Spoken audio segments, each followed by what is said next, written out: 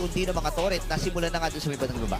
Kasi di ba hanggang kailan na ikaw yung lamang? Sabi ng Team Liquid hanggang ngayon gabi pa rin yung lamang. Sanford ang nakaharap, sinasalo lang yung mga crossbow. Hahabol ito si Carl Dizzy. Nandiyan yung Tracer, makakaiwas pa rin naman siya ng binabatan ng mga damage. Saka si Lutfi ay mapapatay. Mga show users, at dyan sila madalas dumadali. Pero kakasabi ko pa nga lang din, yung sa pinakalikod, tinatarget ni Sanji, si Savero na matatanggal.